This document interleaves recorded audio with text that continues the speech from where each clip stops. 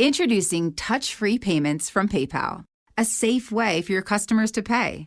Simply download the PayPal app and display your own unique QR code for your customers to scan. Whether you're a market seller, I'll take 2 tomatoes and a cucumber. poodle pamperer, piano tuner, or plumber, signing up to accept touch-free payments for your business is easy.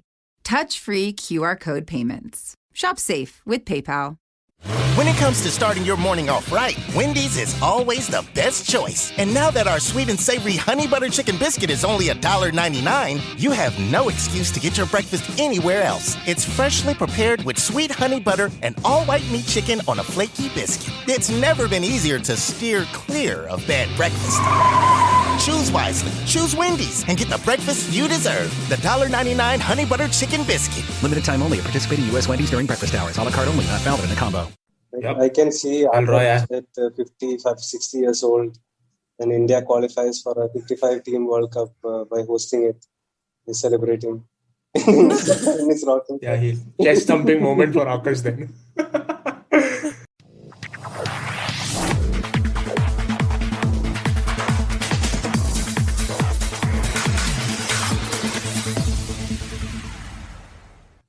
Hello guys and welcome to another episode of the Injury Time Podcast, your one-stop shop for everything on Indian football. Well, before we go further, here's wishing everyone who's celebrating a happy Easter. Hope you had a great time with your family, and the most important thing, stay safe and stay healthy. Well, and now carrying on. Today probably marks the last episode for us for the season, but hey, like it said, every end could probably mark the beginning of something else, and here at Injury Time, we could probably bring out something new in the off-season, which always ends up being longer than what the season in Indian football is. So stick around, look out, and we could have something for you in very short time. Carrying on, guys, this is a Footnote special episode, a series where we try and answer all your questions that you've shared with us over the past few days. But before we go ahead answering your questions, before we start the Sawal Jawab ka Silsila, there are two things that need attention and discussion. Two things that happened over the course of period since we dropped our last episode. First is the men's senior team, the national team of the country, playing two friendlies in Dubai. And the second, the dates for the latest season of the Indian Women's League, the Women's Football League in the country, were announced. So we will begin with that, and then we will move on to the questions. And to help me address these two aspects and also to answer your questions are three of the guys who have been following Indian football pretty closely. First up, Sandeep, who joins us after another long day of work, which I'm assuming is not yet done. Hey, Sandeep. No, I'm just about done. I was just waiting for you to, thankfully, that you went on a rant during the intro. So I managed to finish the time. I'm just giving you some spare time to finish off your work. Yes, let's go with that. Too considerate like that. And the other person joining us, Akash, a man who's somewhat under a COVID scare. Akash, how are you keeping up? All well. I'm still.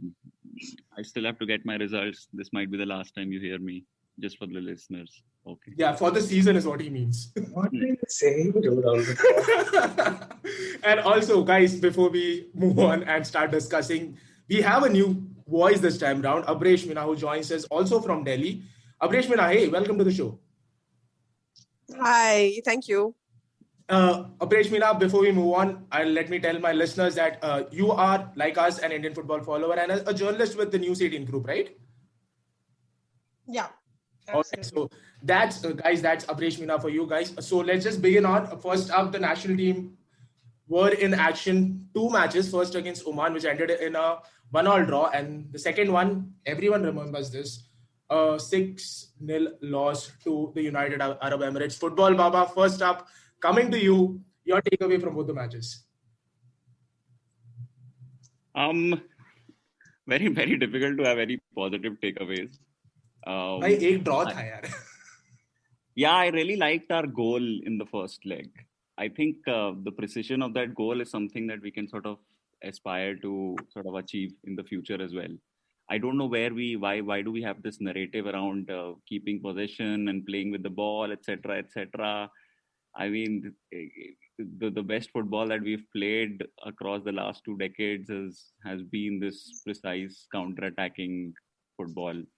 And I mean, there was a time where we were playing passing football, but I really liked our goal. I mean, that is what we aspire to. We pressed high. We quickly turned possession into attack.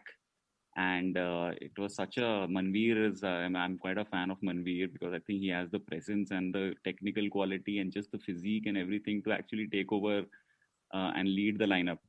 So that was a huge positive. I'd like to forget the UAE game completely. I don't even know what we were doing there. There really wasn't any positives from that. All right, all right. Abreshmila, what about you, man?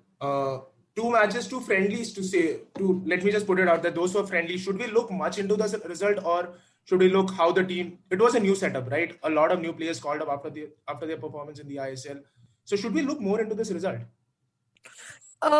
Yeah, I understand that there were new people, but it's not like they didn't know each other at all, or they hadn't played at all. They had pretty good time to, prepare and everything. And I think, yeah, I mean, like Stimac said, I mean, obviously it's experimentation, so it's fine, but still losing 6-0 is way too much, even if you are experimenting, right? So, yeah, I mean, it maybe not too much into the results, but definitely if he is also looking to take out and understand his players, I mean, we can also be looking at the results and judging the players, right? I mean, he is doing the same thing as a coach, correct? Right. Sandeep, let me ask you this. Stimac, after the UAE match in the last few days, in the interviews that he's given out, he said that this team is in transition and results will come down the line. But isn't this something that we've been hearing since, say, 2011? A team that has been in transition, coaches have come and gone, and every single coach who comes in says, this is a transition period, results will come down the line. But when somewhat results start coming, you just get rid of that coach and you bring someone new in. See, getting rid of the coach, I'm not too concerned about that. But it's generally the narrative is, we'll give 50 people the caps and see who can fit in what, and then go from there. Like, whatever said and done, Constantine, he knew his team by the time we reached the Asian Cup at that time. He knew what kind of football he wanted to play and what kind of football his players could potentially play. And that is very important, right? And look, this whole stupid narrative that India can play passing football like the second coming of Spain and all is just bullshit. Whatever happens, all bullshit on that. Yeah, whatever happens in ISL, if you take out Jahu, Bedias, and the defensive centre backs and the Hugo Bumus of the ISL, 11 Indian players cannot play like Mumbai City or FC Goa or whatever it is. Because these guys sort of make up for the inadequacies of our players. Now, when you go to the international level and try to pass from the back, the last 2 or 3 goals against UAE is because you couldn't pass from the back. And there were a couple of times when they were not punished also over the course of the 2 games. And our best effort, so to speak, has come even from youth system. The Asian under-16 against Korea, I think. We defended for the entire thing and almost took them to the penalties. Asian Cup against UAE, defended and almost, we didn't make it. But yeah, anyway, they defended for a long time and that was a decent performance.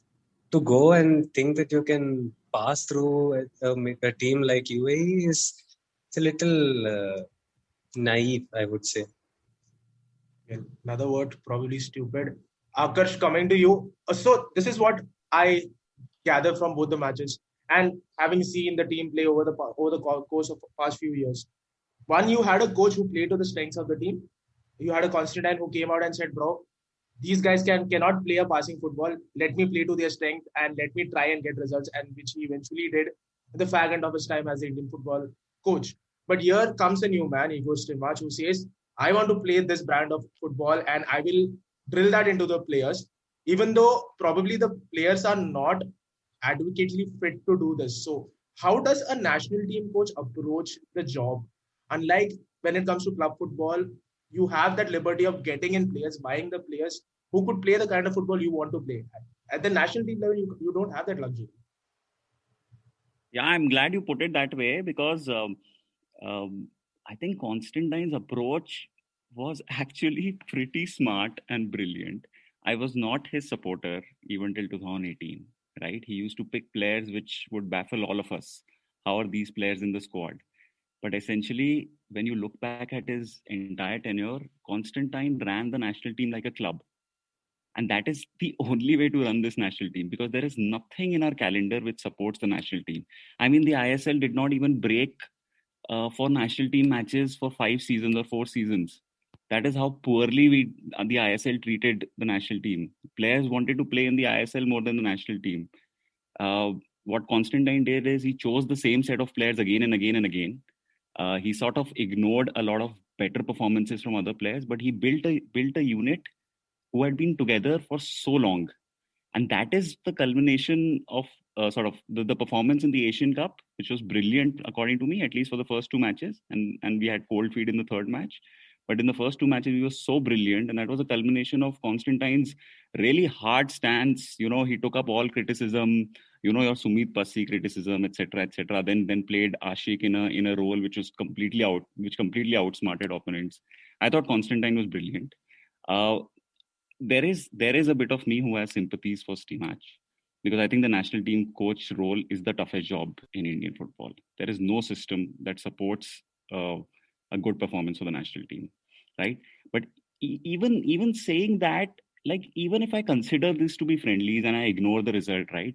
Even if I consider that, the performance against UAE was really poor. Like, this cannot be, for all your hype, for all the hype the Indian Super League generates, right? You are telling me that there aren't even as a second string team, there shouldn't be an Indian team which was so poor, which would play so poorly. This is considering how much hype the ISL generates and how much credit it gets, right? I think it cannot be both ways. Like, there has to be some sort of realism that needs to come. The other thing I wanted to point out is the hypocrisy here. Yeah, sure, we shouldn't be sort of looking at the results, etc., right? But the All India Football Federation over the last 4 years has hyped up every single result played behind closed doors, whether it be beating Argentina. Nobody knows what kind of, well, I know what kind of team Argentina played. We all do. Yeah, so and Italy was the biggest embarrassment. You can see Virender Sehwag's tweet. It has got gazillion, thousands and thousands of likes. It is still up that we beat Italy. It just traveled. The information traveled. So when on the one hand you are hyping up all these exhibition results, right? And on the other hand, then you sort of saying this shouldn't be a meltdown. It should be considered as a friendly. It cannot go both ways. There has to be. I mean, if that's the way you've taught us, right? Every friendly result counts. Every friendly result means this is a new dawn for Indian football. Now, if you're losing 6-0 and you're telling me, yeah, it's just a friendly, then I'm not going to take that shit, right? I mean, I'm just stepping up as a football fan. I understand that friendlies don't matter. Although the 6-0 result was particularly poor, I felt, from a performance standpoint, not from a friendly, not from a result standpoint. I generally don't care about results. But also that Stimac, the last point I'm going on, Stimac, does Stimac have a result has any result which should sort of, you know, every manager has this card you can play. I achieved this result, right? And that's why I can experiment. I can do this and that. Stimac doesn't have that result yet. Maybe the Qatar draw, that was under him, right? That was under him. But he's gone on and, you know, our World Cup qualification campaign is a complete mess. Probably the worst right now for ages. Right? And I just generally don't like his media posturing as well. Mm-hmm. So while I have sympathies for the national team coach role, I think it's the toughest job in Indian football, and there is no win in that role. All right. I think building a profile from a media standpoint, etc., I think they're just trying too hard. I prefer a coach who can just, you know, be a little humble and work on the sides. And Constantine actually stood up for the national team. Even in his first stint, he stood up for the national team. Absolutely. When players were sleeping sleeping in a stadium, right, in a very poor condition, he stood up for the players. Then he stood up and called out the ISL this time as well. I prefer such coaches who are sort of challenging the norm. Right. But let's see. Yeah. Well, Sandeep, let me ask you this. Constantine, yes, a few of the team selection players that he called up were baffling to the world out there, like to the Indian football world. Rahul Beke missing out despite his performance at the club level drew a lot of questions. Then one I remember was his persistence with Robin Singh during his earlier phase. These are the two things that stand out for me. But under Steve March, he's called out the fan favorites. He's called out the players who have somewhat performed in air quotes in the domestic leagues. But these guys, the performance has not translated at the national level. Playing international football is a completely different beast, isn't it? Is Steve March the right man for this job? Look, I don't think it is our job or prerogative to call for the coach's head. I'm never going to say a coach should be sacked or otherwise. But there are some But Sandeep, things let me ask you this. 12 matches that he's played, India's won just one. And of the draws, yes, that a draw against Qatar away from home was a big deal. But apart from that, the results doesn't show anything. But maybe we are miscalculating how good India is. Now, let's break it down, right? Indian football is probably around 16 to 20 best in Asia. The Indian level of football for the national team, let's say. You are going to play in a tournament where top 24 teams are going to be selected. So I think you should make it nonetheless. And then you're playing, look at the culture of Indian football. So there is such a thing as culture of football, which people often forget. Like you make fun of Mourinho for saying football heritage, as he says. But the thing, it is actually something that is true. Like after every single defeat, there is a fan meltdown saying, sack the coach, this is that, whole thing is going to shit, nothing is working. At the other end, the smart, I was going to say BCCI, the AIFF people working there and, these certain journalists and all will be like, yeah, you know what, you should not turn your back, magnanimously, you should not turn your back on your national team when they lose all these fans in airports and all. A fan investment is money and passion. Money, so they're giving you. So you are telling them not to be passionate also. That doesn't make any sense to me. On top of that, our football culture is what? Nothing is there. We go to everything we keep saying, oh, no infrastructure, no coaching, no this thing, no that thing. You think Sergio Aguero played in pristine grounds and came up from Argentina? Argentina, Uruguay, worst places in terms of all these infrastructure and things. But they have an amazing culture. They play on mud grounds and whatever it is in these black tournaments in the small places where you kick and pass and, beat each other to get the ball. That's the passion that they have. And they come up from there. So we have so many good grounds which are not used. Just go and walk around wherever you are. If you see an empty ground, how many coaching camps are going on? How often does those, the courts and these whatever grounds get used for coaching and training and things of that nature? We have clubs and other people who have their academy. They'll come train one day, 1 hour every day or something like that. Hardly ever play proper matches. So this will all escalate and come into a situation where this is where we are. So there's no point in sitting and lying and crying about it once things go bad. And then all these agents will come and start talking about, we can get a person of Indian origin who are playing outside. Because Afghanistan's got some of them, the UAE has got some of them, Qatar has got some of them. Like, shame, fellows. What are you saying, man? Just try and fix the problem, right? You bring one Yan Nanda from somewhere who's tweeting about Indian football. Never in his life has he watched one football game of India. Now he's tweeting about Indian football. And then you have all these other guys posturing and all. What are you going to do? They're going to come play 10 matches a year. Ask them to. They're so desperately passionate about playing for India. You give up your passport and you come here. In tennis, they had asked Rajiv Ram to leave the US passport and come here. He was initially saying, okay, fine, I'll play for India. And then when they said, you have to give up US passport, he said no. And they moved on. Two things happened there. One, the AITA moved on. Two, these guys figured out, okay, I've got too much things to lose here. I have a life here. The quality is better. Everything is better. I'm not going to check that out. Not everybody can make a life like Akshay Kumar in India and not have an Indian passport. So, this really pisses me off, this player of Indian origin bullshit. And again, it's just agents. Agents is pushing their agenda. Come on, people, wake up. Right. Sandeep, we'll do a deep dive into PIOs in the few questions that we need to answer in the footnote part of this recording. But Abreshmita, coming to you, taking forward this conversation, I'm coming to you with the next question.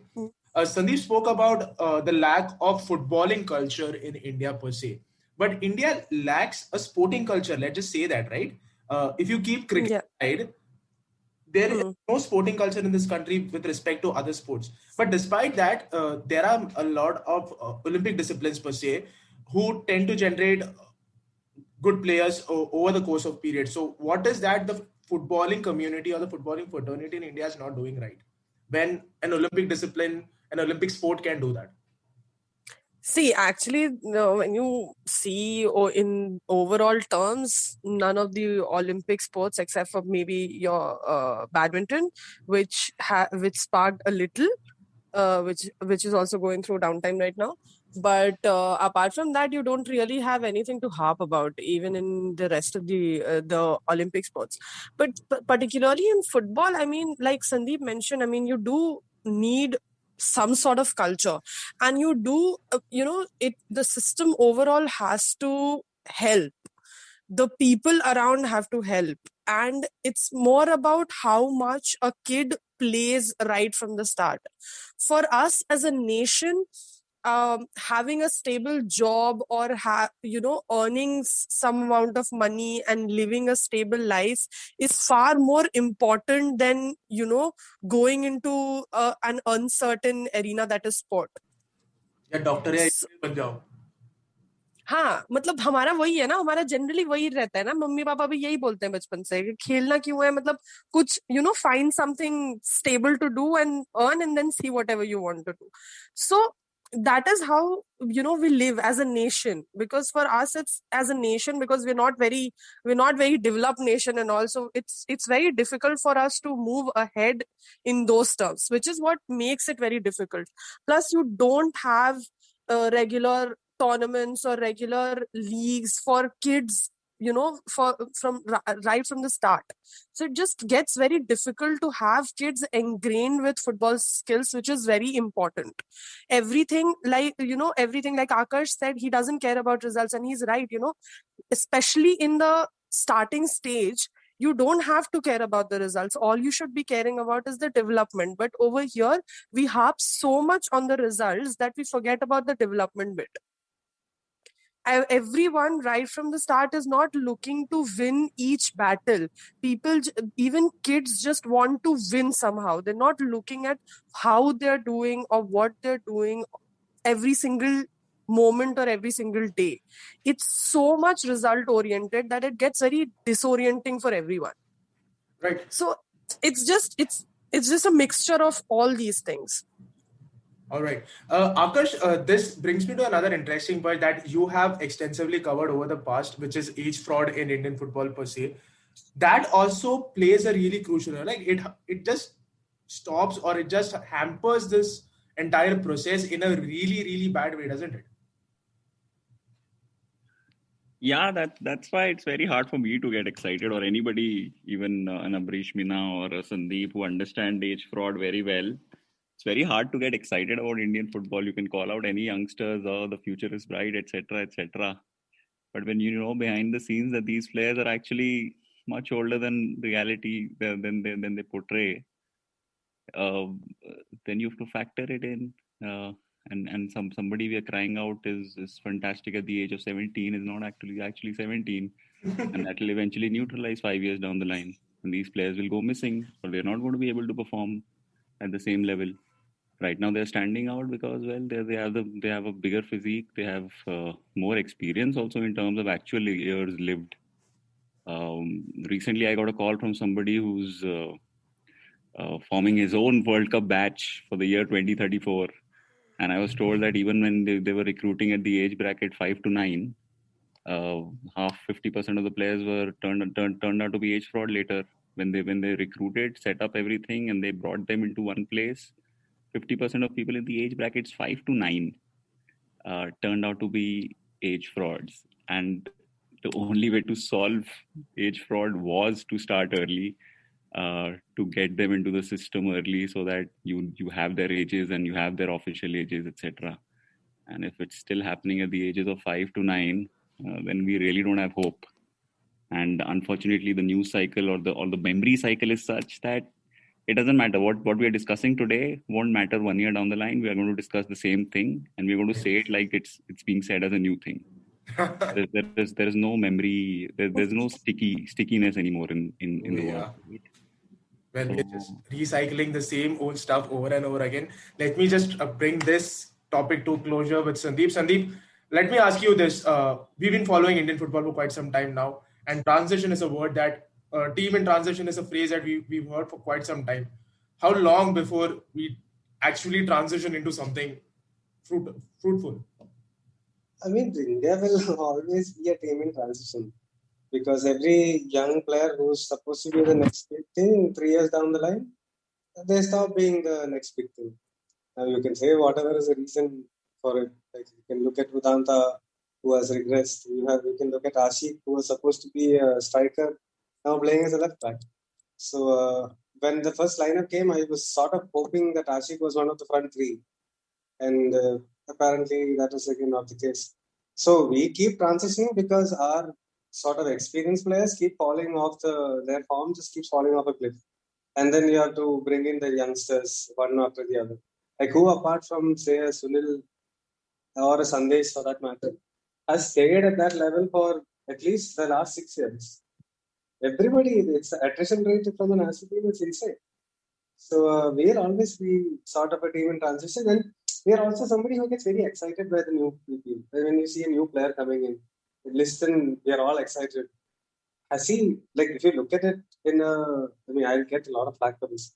How much has he done other than some fancy tricks and all? That one goal that he scored, or one assist he made, I don't remember.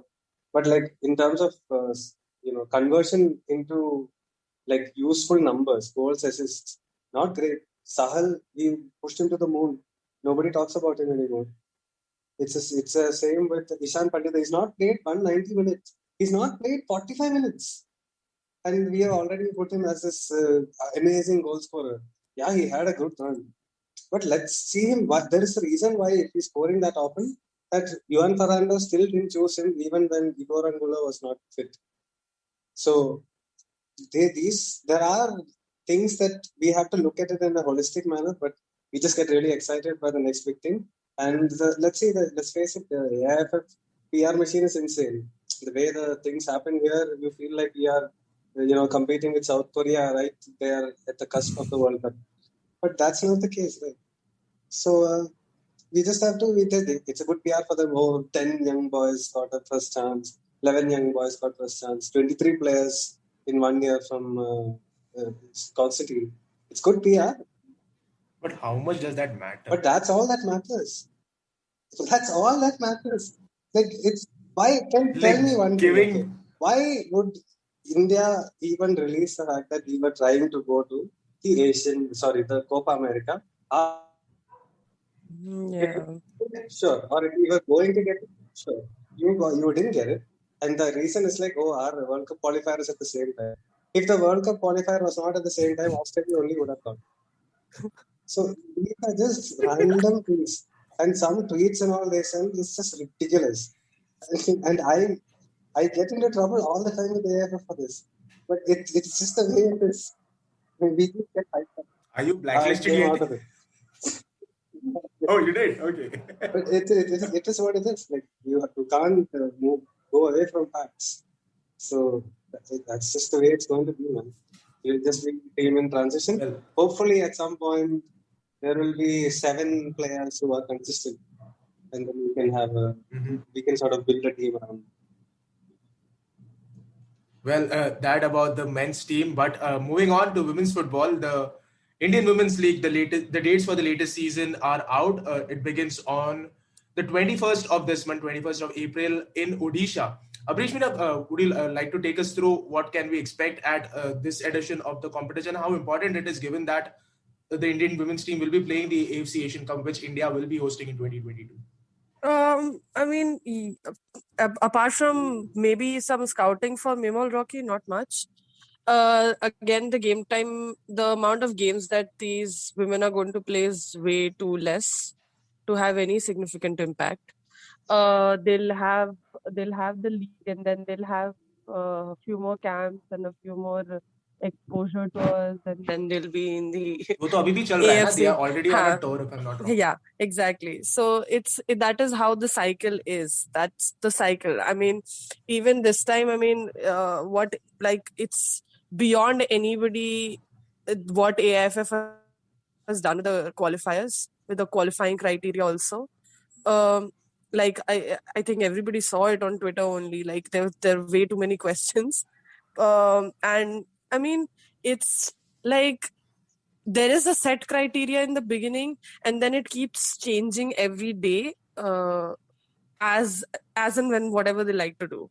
So it's just very frustrating and very confusing for all those people who religiously follow it, you know. Even as somebody who follows women's football in India, if I am, you know, following the qualifiers and I'm looking, okay, these people are going to play directly in the final round, and then suddenly you come to know that there are few chosen who will play in the qualifying, even if they've had a proper league, like proper in terms of AIFF proper league. So even then they're going to play the qualifying, and then God knows what is the criteria of people who are directly making it to the final round. I mean, it's just very bizarre. I mean, I think Jenny posted it on Twitter that the Pondicherry, the team that won Indira Gandhi, that the team that won from Pondicherry Women's League, they played 10 games, and they were only allowed to play in the qualifiers and not the final round. Why? Because the criteria was a minimum 6 matches in the state league.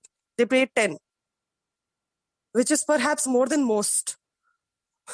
So it's just very bizarre. The whole organization bit is really bizarre, which kind of makes it really difficult to understand, follow, and really, you know, be passionate about.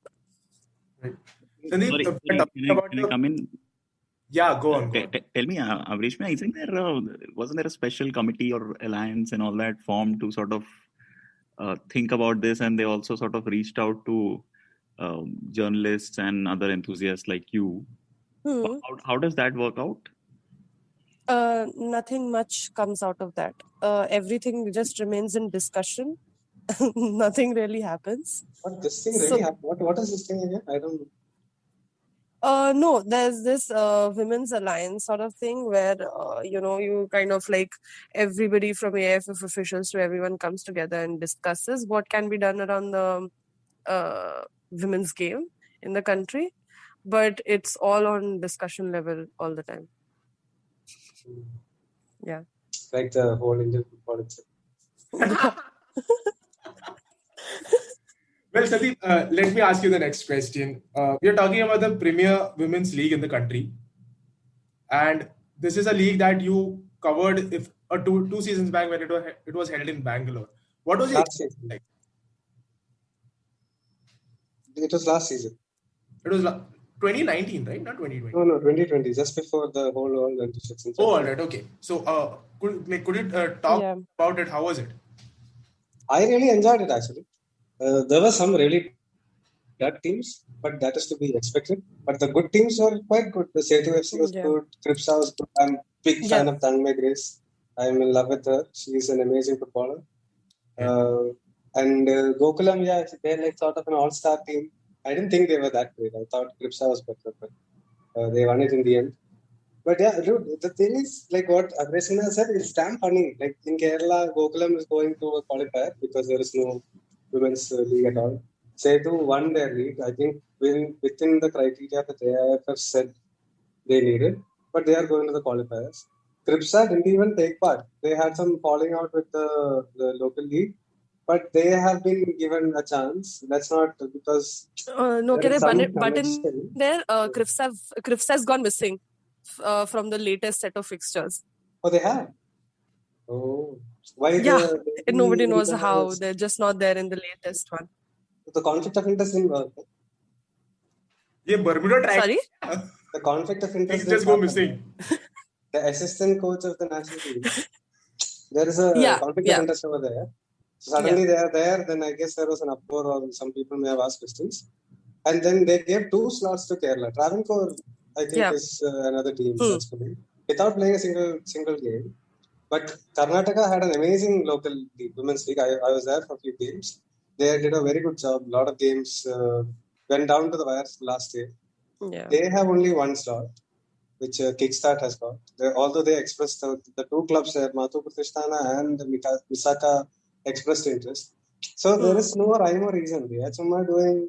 There will be someone saying, and then they'll be like, you take it. And then the other person will be like, oh, then cut it from him and give it to him. So that kind of an attitude. And Travancore has exactly. Please go and check who all are there in the management and Travancore. Might be some eye-opening information over there. Well, Abrishmila, let me ask you this. India is like the Indian Football Federation, the AIFF, is boasting about the fact that they are promoting women's football with the Under-17 Women's World Cup coming to India next year, then the Asian Cup. But ground reality is that the basic league, the premier domestic league of the country is in tatters. What kind of a message does this send? Again, it's not inspiring at all, right? I mean, like I mentioned, if you follow the game, it's very uninspiring. And about the Under-17 World Cup also, I just want to know how much game time these girls get anyway. And after the previous, because of COVID, when the Under-17 World Cup was cancelled, and now they've got the next edition, and they have to have a completely different team because the same girls can't carry on. Correct. So where is that team? Where is that team? Any work on that team going on? None. So you don't have a team, and there's a World Cup coming. Yeah, so it's just bizarre. And then they'll have open trials, and then they'll pick somebody, and either they'll pick somebody from, you have your AFC Under-16 championships that happens once a while. So you pick some people from there, and then you have open trials, and then you pick people. So there is no sense into it. There is no structure. Again, there's way too much lack of structure. So how do you constantly generate how do you constantly get players, or how do you constantly improve the national team if you don't have any sort of structure in place, and you don't even have consistent flow of players coming in, young players coming in? You have nothing. The amount of game time senior girls get is way too less. The previous edition of the IWL was 24 days, I think. And your national championships go on for a month. That's also because there are lots of teams. But then if you individually see how much game each team gets, it's like barely 3 or 4 if you don't reach the next round. So the amount of game time is so less that it's very uninspiring overall. Just having the national team go on exposure tours is not going to develop the game. Well, it's just that.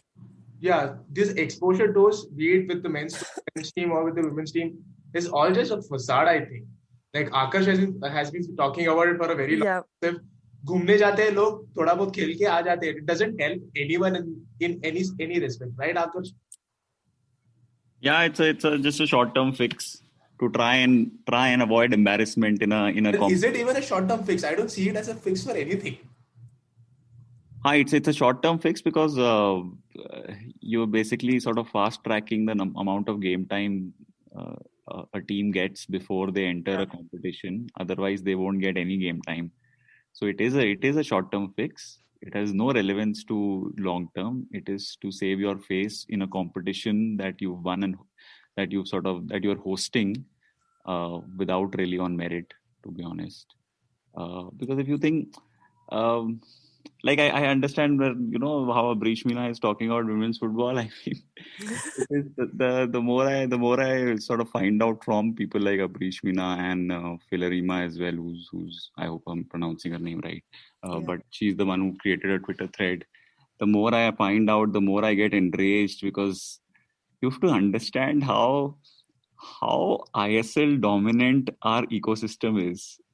As long as that one game is coming on television every night, nobody cares about anything else. Yeah. Wasn't IMG Reliance also responsible for all of Indian football? But so everything that happens happens in this sequence, right?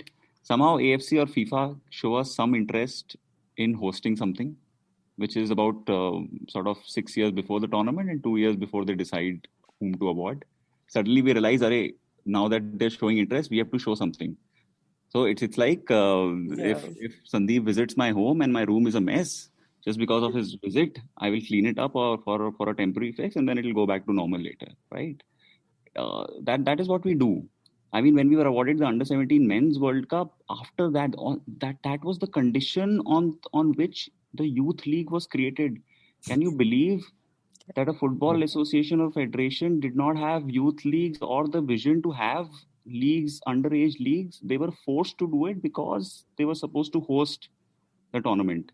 The same way, the interest on women's football is similar because you have this carrot of being awarded certain competitions. So when the under-17 Women's World Cup got postponed from what was it, 2020, right? November to 2019. So first to 2021, now that it's gone to 2022, right? So even I tweeted, I tweet in a very sarcastic way, but it was true. Relief champagnes in the AIFF office because they don't have to give a shit about women's football for another year.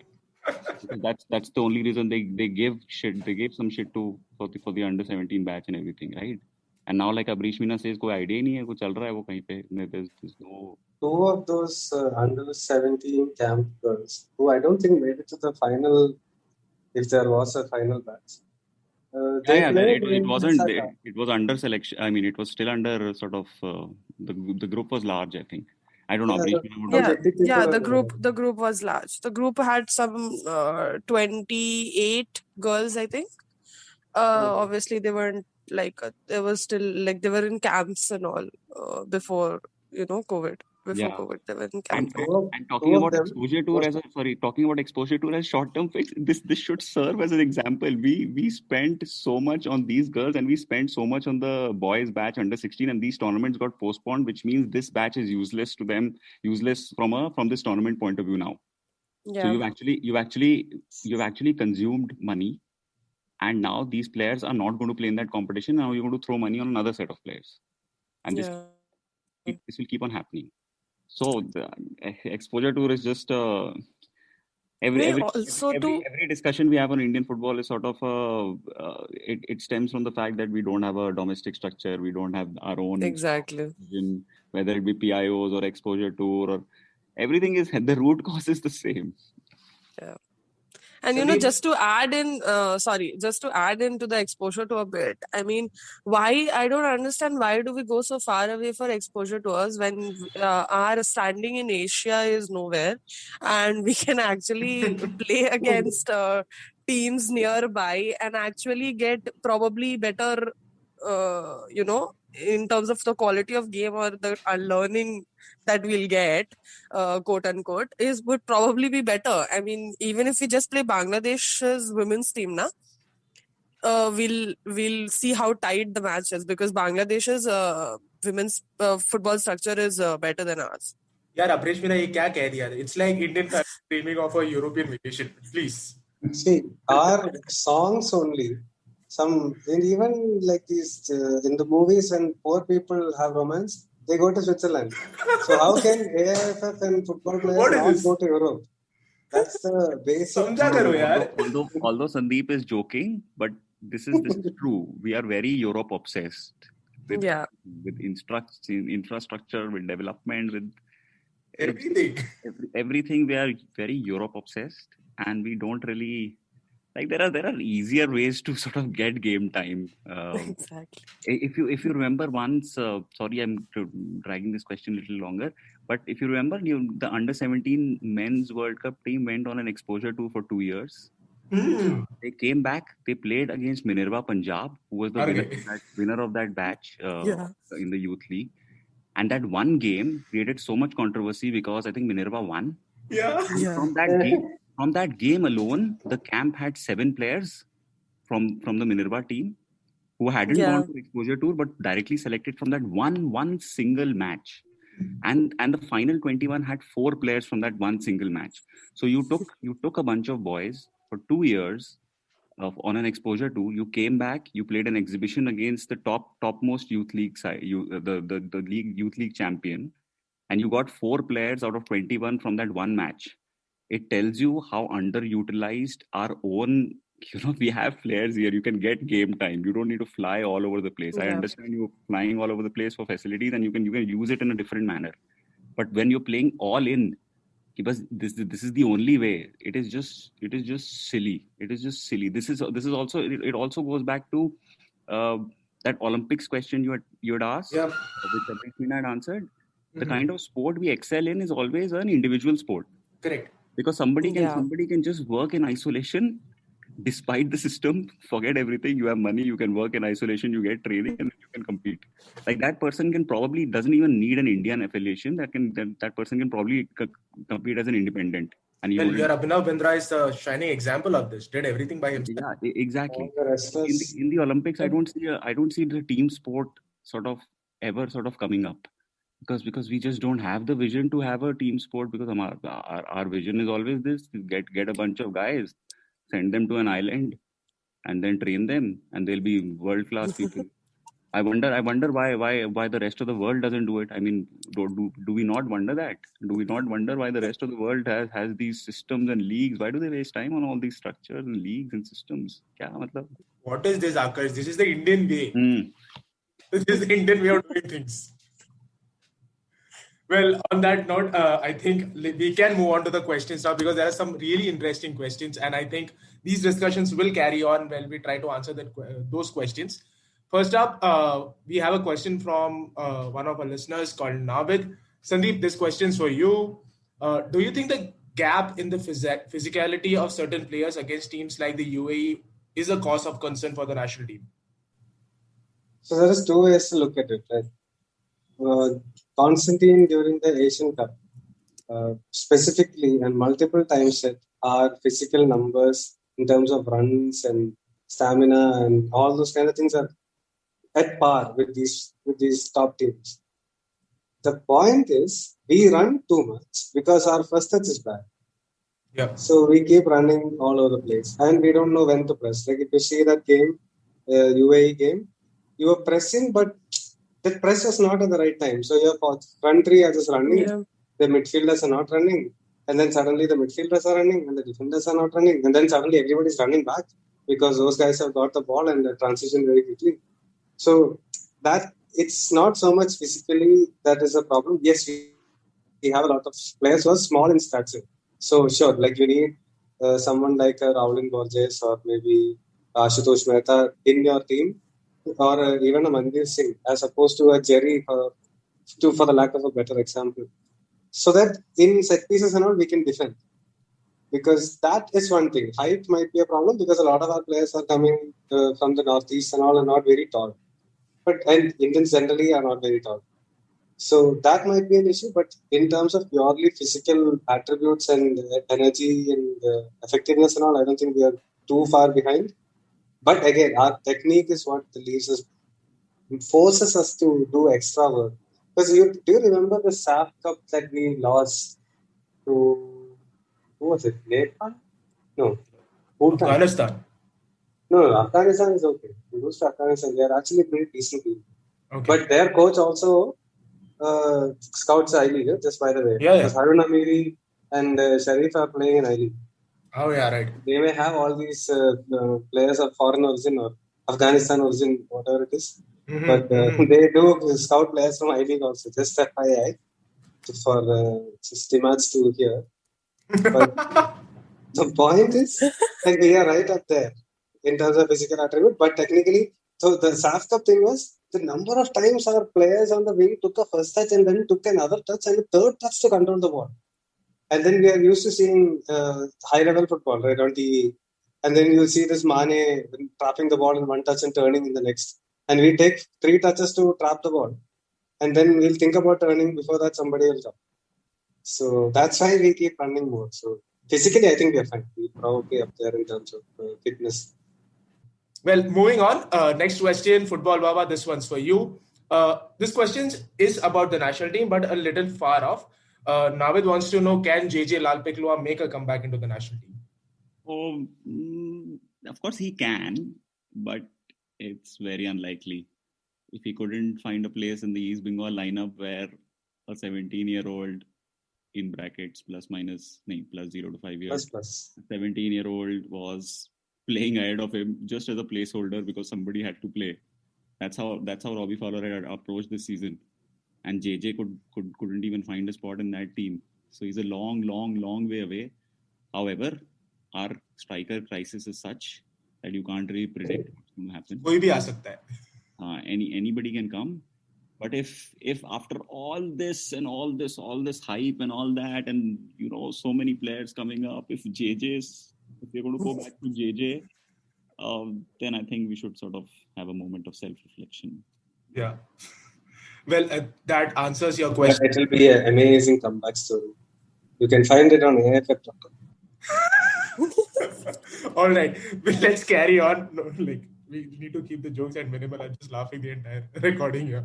Aprishvila, the next one's for you. This one comes from Trevor Pereira. He wants to know, was it wise of Coach Stimac to use so many new players against a better quality opponent like the UAE and carry on with his experiments? Or else he could have just done his experiments against weaker teams if and when they end up playing a weaker opponent per se.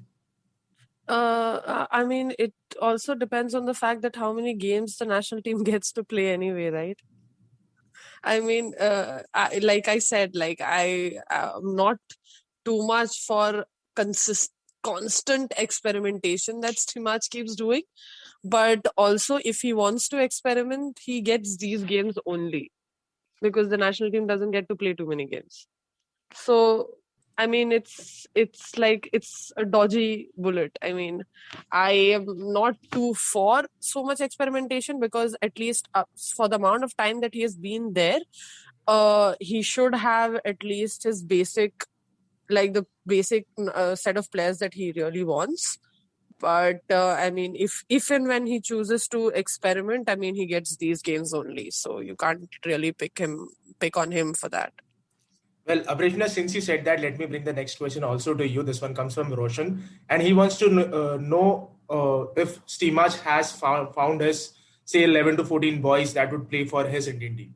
I think he has. I mean, if not for say your Sunil Chhetri could not make it to the tour, so he would have been there. You have Jhingan that he definitely wants at the back. You have Gurpreet that he wants in goal. So I do think that he has a basic set of players in his head, but they may not be 11 to 14. I think it's just about 5 to 6 that he is completely sure about.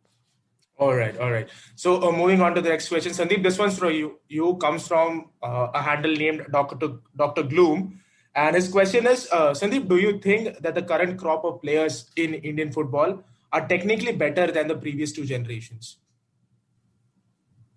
That's a difficult question to answer. Right? Mm-hmm. Give it a go.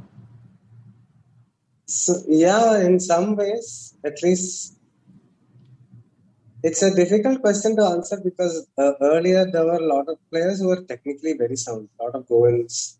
They were very technically good. A lot of Kerala players who subsequently, if you look now at the Kerala players specifically, most of them who do go to ISL level or national team level rely very much on their physique, like speed and power.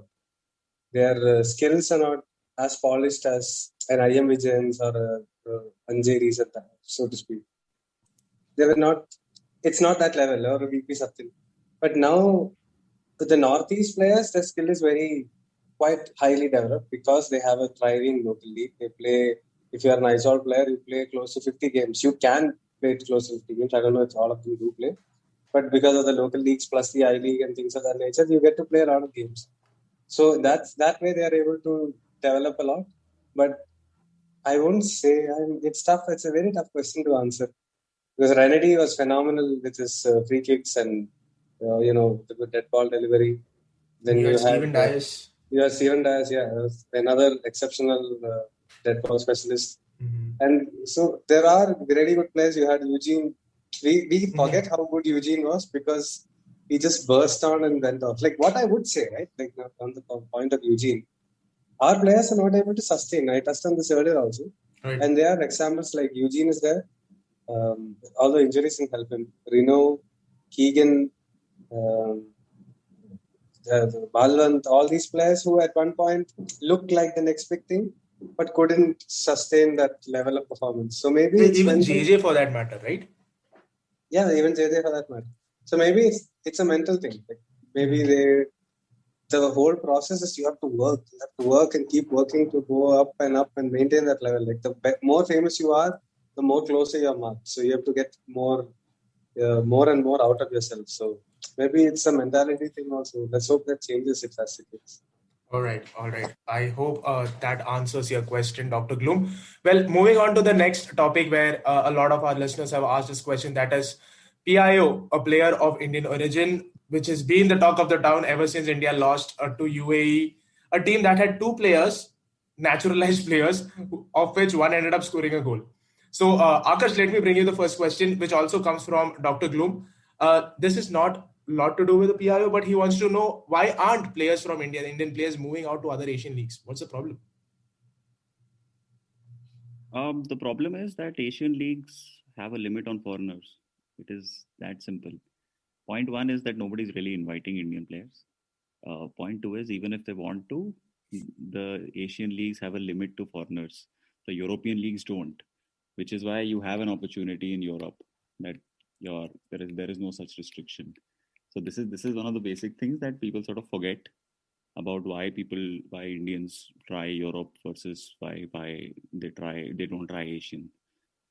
In any case, the Asian leagues have higher quality and they don't really need to invite Indians.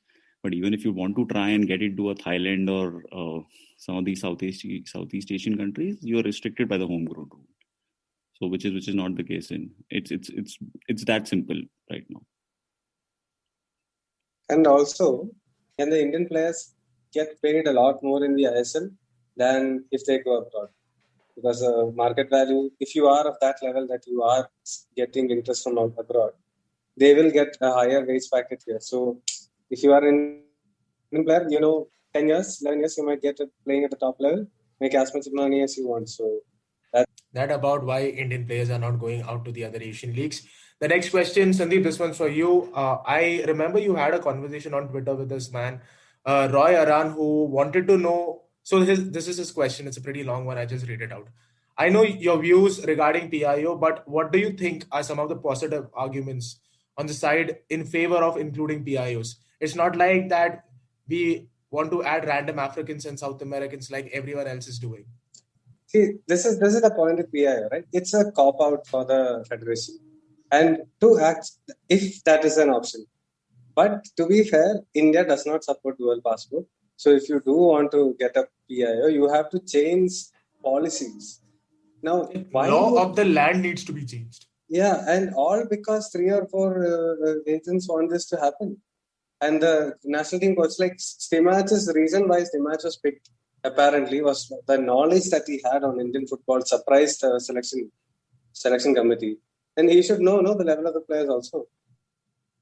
So the moment you come here, then you start talking about PIOs and things. Every time we lose, one loss to Guam, PIOs. One loss to UAE, PIOs. But when you do well and get to Asian Cup and almost make it and all, you're like, Indian football, what a league that sparked it all and all that crap. Oh, you haven't league. No, that was the catchphrase. No, league that sparked it all where we finished last in Asian Cup group. Okay, so factually that was wrong. Let alone the performance, but factually that was wrong. Absolutely, but even there, cold hard facts. If you look at it, I was very proud of the way India performed in that competition. Mm-hmm. But cold hard fact is like you finished dead last in the group, right? And in a group where a third place team could have potentially gone to. So that's the level where we are. And PIOs again, how much of a difference is it going to make? How many are desperate to come and play here? So what happens? Let's say Jan Danda or Danny Bath or someone comes. So what happens to the Indian centre back who barely gets chance to play, but is somehow managing to stay in the team? He doesn't get a chance. So now are we going to complain the winger that played 20 games in the ISL is not chosen because this one guy from Swansea came? So where does this end? Like we will always complain because that's just the way the world is. We'll find some reason for some excuse or some this or something that. And one argument I heard from someone was we need players to have kids to have posters of players who they can look up to. Look up to Sunil Chhetri. Look at what he has done. Poster. Exactly. Like look up to Baichung. He's gone abroad and played in England, which is no easy task. No? True. Sunil has gone abroad and played in Portugal and in US. And his latter half of his career, after 28, is the most impressive one. And that's phenomenal. At 36, nobody is better than him in the country. A 36-year-old man is better than every single player in the country. So look at these players and look at Sandesh Jingle. Whatever limitations he may have as a centre back, he's made himself into a national team player who's absolutely key for the national team. Look at players like that. Sunil grew up idolizing the players that he saw in and around Kolkata and Delhi when he was growing up. There are players who talk about Eugene being someone who they looked up to. And all the youngsters are looking up to current national team players. So it's not like you don't have people who have done well in our system that is worth looking up to. Absolutely. Or else you look up to Lionel Messi. That's okay also. And see if that inspires you. Whatever works for you, man. You don't need to have an Indian player only to inspire you, right? Correct. Well, Akash, what about you? Do you see any positives in this whole PIO argument? Yeah, there are positives. If there is every man for himself, which Indian football is about, then let's get in PIO so that I can see India in a World Cup before I die, because that's the only way I'll see them in a World Cup. But bhai, wo to hone wala hai na, because we'll end up hosting a World Cup very soon. That's true. Yeah, I doubt we'll host a senior World Cup. The amount of cultural change that needs to happen in our society for that to happen is just immense. So anyway, but see, the positive argument, well, it's not a positive argument. The argument is that there are countries who are doing it and gaining an edge. So the entire Qatar team that won the Asian Cup is like that, right? Yeah. Whether it be laws of land or anyhow, I mean, it's a competitive edge thing. So I do sympathize with people who point and say that these countries are doing it. The problem is that those countries may or may not need to do it. While we are sort of we'll take that if this is allowed, we will stop our even the little bit of things that we do on our domestic structure. It will entirely stop. It will just become that alone, right? It will only be PIOs and only OCIs or however you want to say it, right? Overseas citizens of India. I think it's it's again the same thing. It stems from a failure of being able to do things on your own in India. But think about it. What an incredible failure it would be for a nation of how much are we now? 1.4 billion. To rely on players. 1.4. 1.4 billion to rely on players from outside. Exactly. It is a cop out, like Sandeep said. It is a bailout. So obviously the laws of the land are not going to change because India wants to play in a football World Cup. And I particularly despise agents who raise this only to raise their own profile. Over the course of the last few years, this has happened a lot. There's this one. So over the last few years, whenever this topic has come up, there has been an agenda behind most things. There have been foreign agents who want to promote their player. I think there was once this Wolves player, Danny Bath. Yeah. So that particular agency also has a sports platform. So full on promotion they did about Bath, just to promote the player. I don't think they had any intention of him playing for India. But in general, there is just vested interests in bringing the PIOs up. Same is the vested interest in sort of lobbying for foreign referees to bring foreign referees to India, etc. Because somebody is making money out of it, and obviously fans are taken for a ride in this. So the only positive argument is that other countries are gaining an edge, and unfortunately we can't do anything about it. So you might as well focus, keep our head down, and if we want to achieve something, let's achieve it our way so that we can be proud of it. In any case, there's such little to be proud of, whether we play an Asian Cup competition or whether we play a World Cup. Every time it's because the competition has expanded. Right now, FC Goa is the first club to play in the Asian Champions League. But of course, the last 6 seasons, there have been clubs who have done the same thing, but haven't had that opportunity. I mean, FC Goa has finished top of the league, right? So there have been teams who have finished top of the ISL, but because the competition hadn't expanded then from 32 to 40, that's why they're not getting opportunities. So again, we are doing some chest thumping that this is the first time and we've earned it. It's always like that. There's very little, I don't even feel enough pride in a lot of these achievements which we portray as achievements. So you might as well try and get some pride in, right?